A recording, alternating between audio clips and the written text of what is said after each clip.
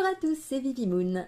On se retrouve pour la partie 2 des decks et livres d'automne. Et dans cette partie 2, on va s'attaquer aux livres. Alors j'en ai pas des tonnes, j'en ai moins que les oracles et les tarots, ça c'est sûr.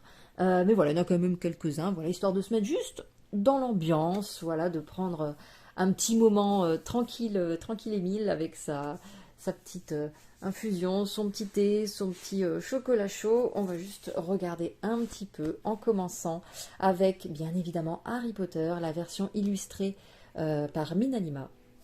Ça pareil, ça avait fait l'objet d'une review.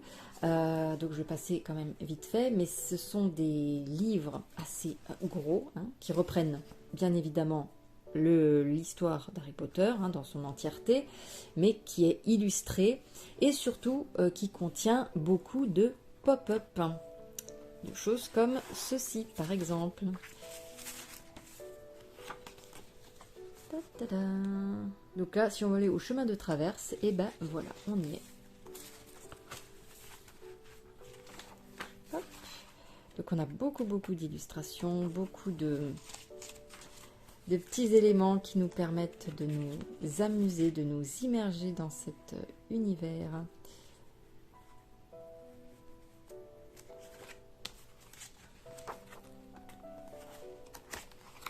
Hop là, ça c'est la grosse dame. Voilà, quand on passe derrière, on a la salle commune de Gryffondor. On a des illustrations pleine page, on a des... Voilà, ça on arrive à... Poudlard, c'est super chouette d'explorer ça comme ça.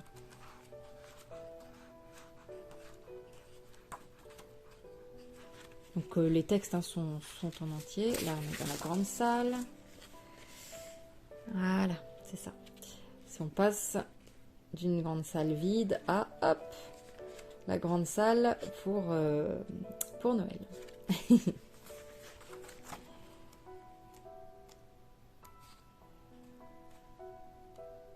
Un livre qui est richement illustré. Il y en a partout.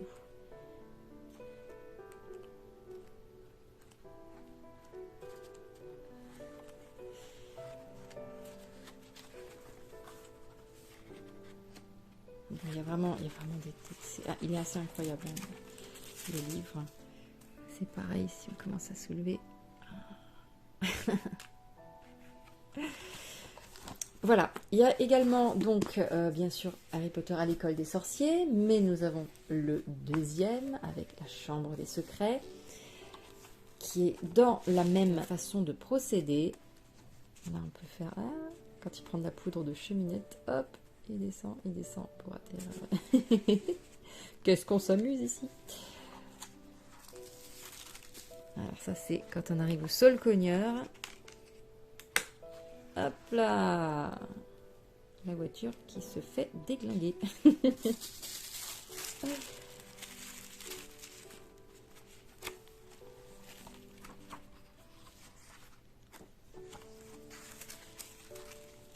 Les portraits qui changent.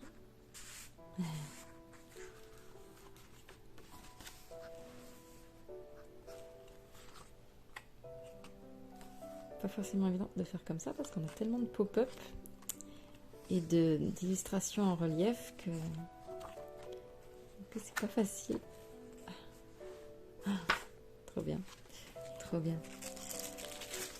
C'est quand on va aller dans le bureau de Dumbledore. Hop. Voilà. Hop, on soulève et on tire. Et on a McGonagall et Harry. On referme. Et on rabaisse le tout.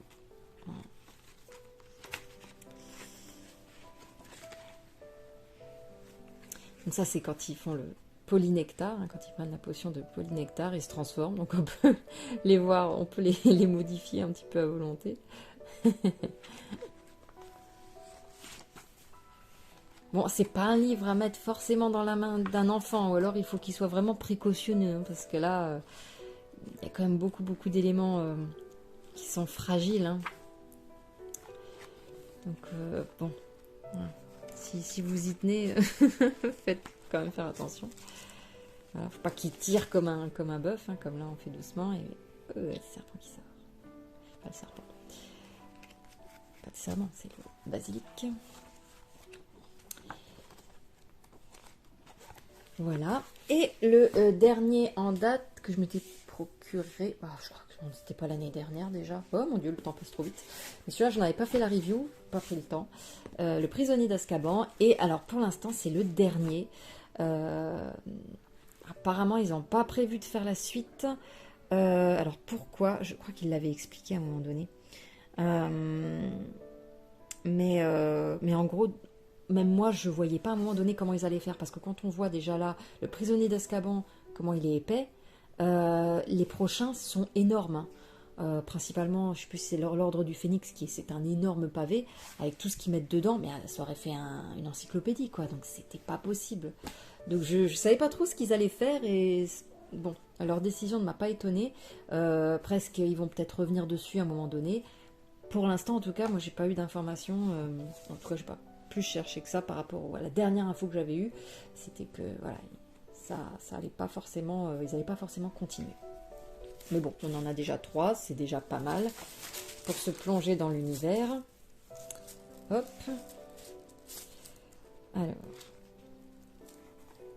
Alors ça c'était quoi déjà? Ah oui, si, c'est la beuglante. Alors du coup, celle-là on la pousse et on a beuglante. Voilà.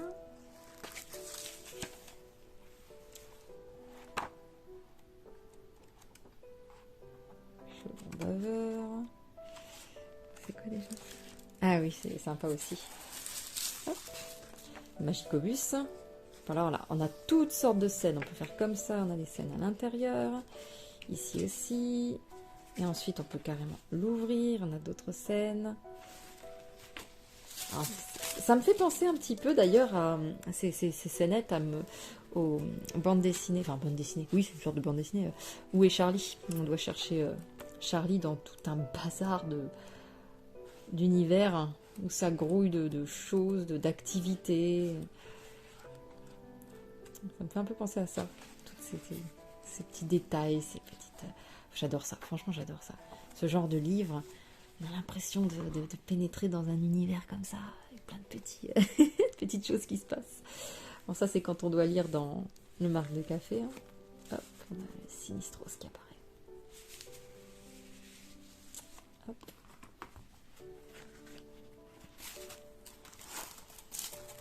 Alors ça c'est l'armoire avec l'épouvantard où il faut faire Ridiculus. Donc là on a des personnages qui sont debout. Voilà. Et par contre Rogue, parce que ça c'est Rogue, lui, hop, quand on tire, il va changer, se transformer en vieille grand-mère. C'est ce qu'a fait Neville long du bas, vu que lui sa hantise c'était Rogue. Et ben il l'a transformé en vieille grand-mère. Hop, et puis là en dessous on a l'araignée, puisque Ron lui c'était l'araignée, sa hantise. Et là derrière on a la salle. Bon, je garde ça pour l'instant parce que ça protège un peu. Bon, d'ici, je pense que je l'enlèverai quand même parce qu'au bout d'un moment c'est pénible. Là on a la carte du maraudeur. Super sympa. Bon, je vous montre pas tout à chaque fois, mais il y a plein d'illustrations partout.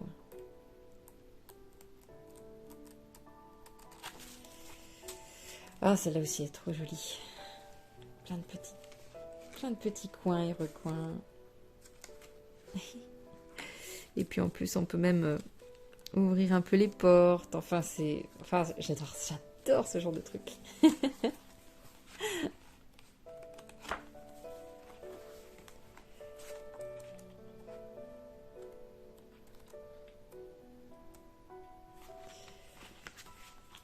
Ça, je crois que c'est le retourneur de temps.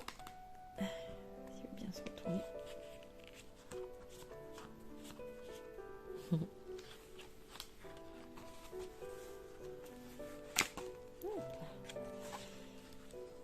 Ah ouais, magnifique. Là, on a le Patronus. Allez, hop. Et celui-là, il brille. Magnifique. Franchement, il est trop beau.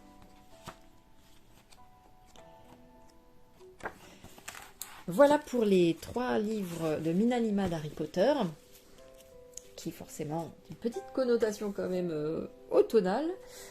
On passe ensuite à un livre que m'avait offert ma sœur. C'est Les Fées des Fleurs et les Portes Magiques. Alors, il est assez... il est pas récent, hein, je ne sais même pas s'il se vend encore. À la découverte du pays des fées. Et c'est aux éditions Grund.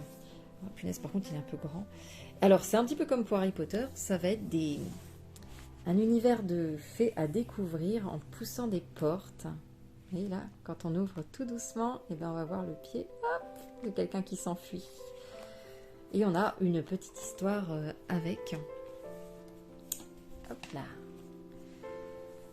Voilà, donc à chaque fois, on a des éléments comme ça à faire bouger. Hop. Encore une petite fée qui disparaît. Alors, celui-là, il n'est pas forcément branché automne, hein. Il y a un peu de tout, mais c'est pareil, tout ce qui est fait, ça me fait penser à l'automne. Donc là, hop, on a une fée, si vous l'avez vu, on ouvre ici et la fée, elle va glisser, et on va ouvrir ici, et elle va apparaître, coucou, ici. Pareil, il faut être, voilà, si les enfants veulent y toucher, il faut quand même être précautionneux, hein. C'est des beaux livres, donc il faut y aller avec délicatesse. Ensuite, ici, alors là, il faut sortir carrément la lanière. Et puis on a... Voilà, il faut tirer. Et du coup, ça nous fait tout un univers en relief.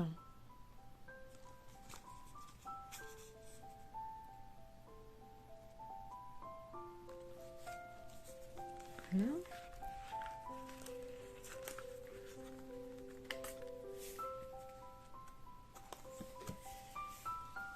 Ici, hop,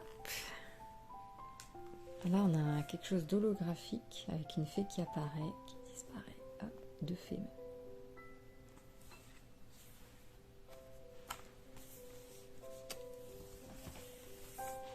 Ensuite là, on a deux portes qui s'ouvrent, qui coulissent en tout cas. Là c'est plus automnal déjà. Et ici, on va ouvrir les deux portes et en fait là il y a le linge des fées qui est suspendu. Alors c'est sûr quand on le penche ça voilà.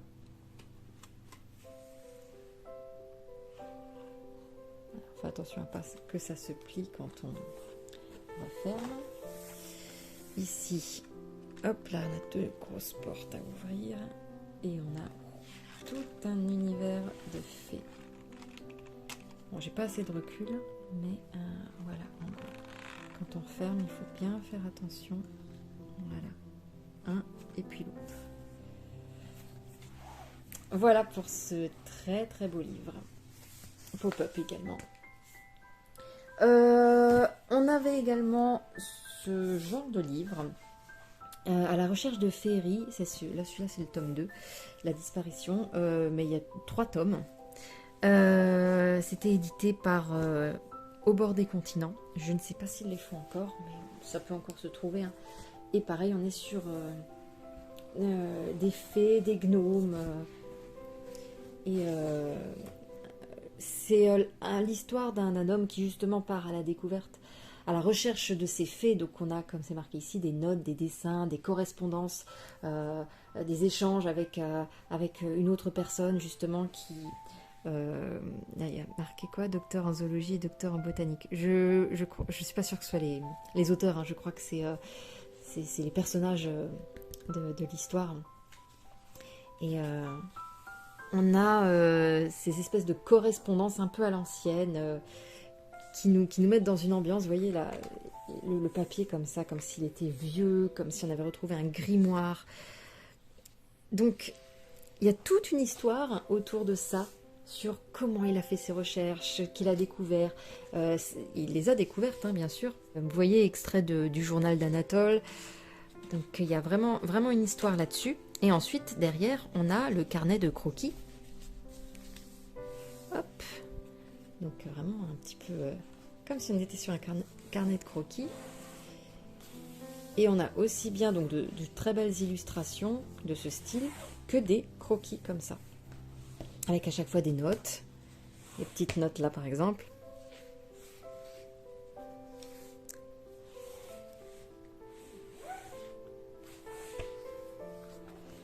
Et elles sont vraiment chouettes aussi ces illustrations.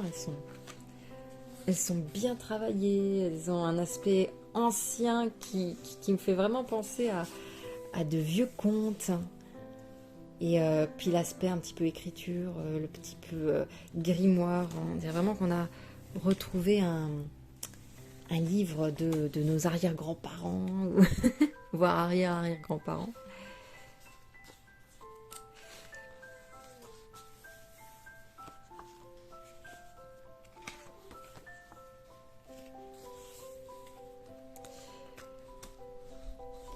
C'est beau aussi celui-là, avec le bel écureuil.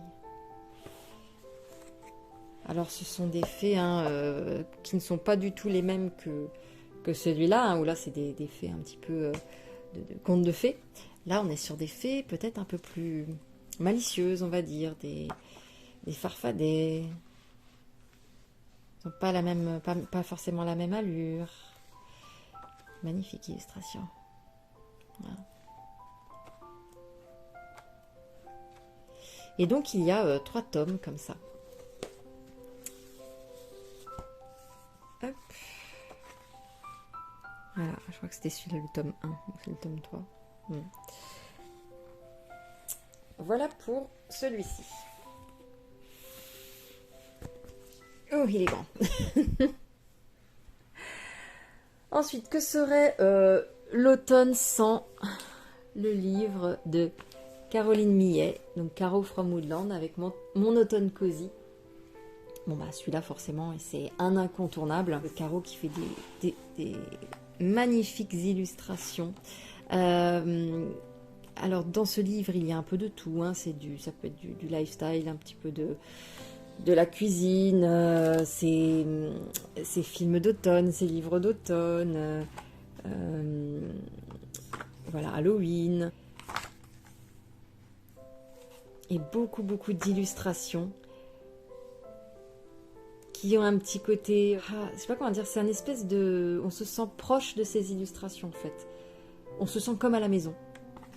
Quand on voit ces illustrations, enfin, mon ressenti, c'est comme si j'étais à la maison.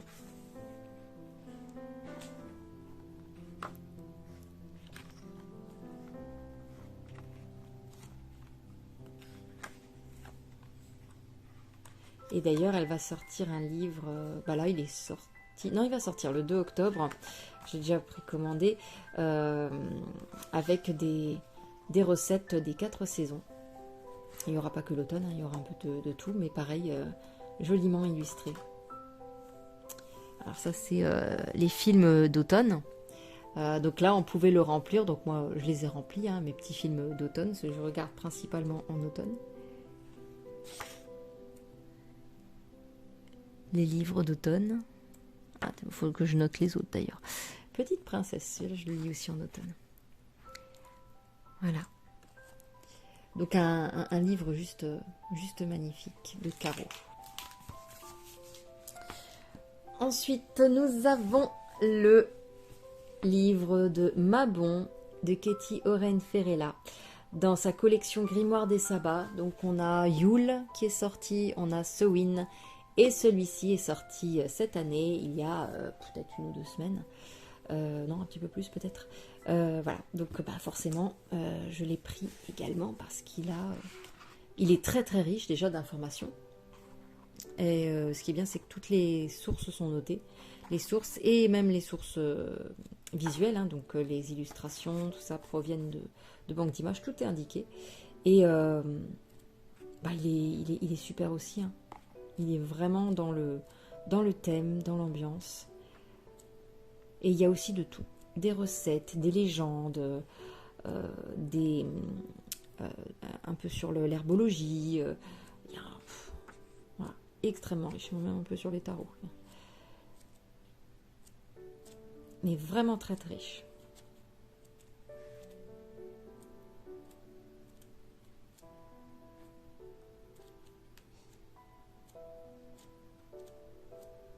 les cristaux aussi. Un peu de tout.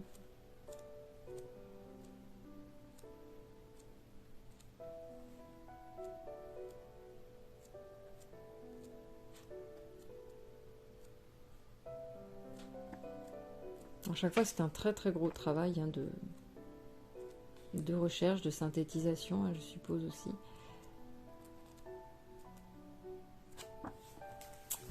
Voilà, pour celui-ci également. Et on va terminer avec un livre qui n'est pas non plus spécialement dédié à l'automne, mais qui, dans son style, me fait penser à l'automne. C'est le livre The Wheel of the Year de Fiona Cook et de Jessica Roux. Jessica Roux qui a illustré déjà un oracle et un tarot. Son style me fait penser à quelque chose d'automnal. Hein, donc même s'il y a un peu... Ça concerne les 4 saisons... moi, moi je l'utilise pour l'automne, je me délecte à le regarder en automne. Donc vraiment de très très jolies choses.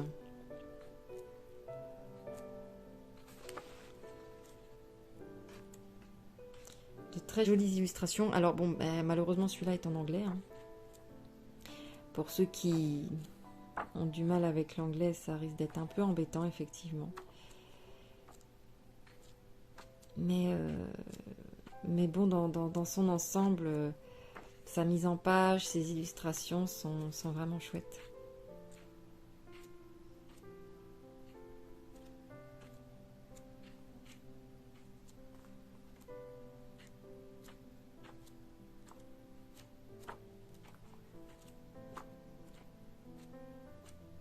Il y a un peu de tout aussi, hein. C'est très varié.